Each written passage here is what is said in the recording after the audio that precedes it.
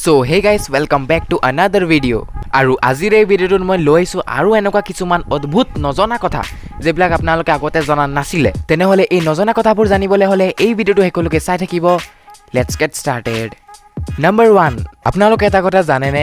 যে ডেনমাৰ্ক এনেকুৱা এখন দেশ য'ত মানুহতকে বেছি গাহৰি পোৱা যায় আৰু ইয়াৰ কাৰণটো হৈছে যে ডেনমাৰ্কত মানুহে গাহৰি মাংস বহুত বেছি খায় আৰু তাত গাহৰি মাংসৰ বিজনেছ বহুত বেছি চলে সেইবাবে তাত গাহৰি বহুত বেছি পোৱা যায় আৰু কিছুমান ৰিপৰ্ট মতে এটো গম পোৱা গৈছে যে ডেনমাৰ্কত যিমান মানুহ আছে তাতকে ডাবল গাহৰি পোৱা যায় আৰু ডেনমাৰ্কৰ টোটাল পপুলেশ্যন হৈছে 58 লাখ তেনেহলে তাত 1 কৰৰতকৈ বেছি গাহৰি আছে Number 2,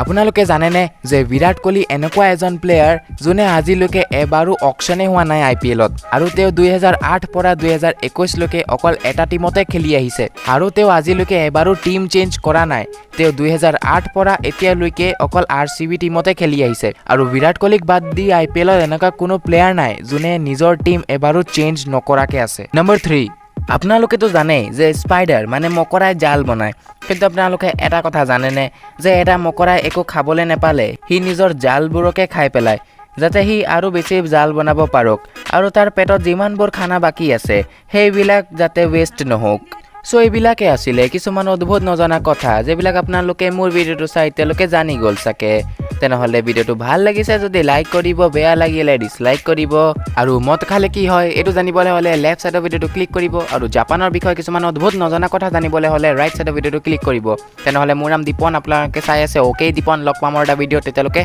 বাই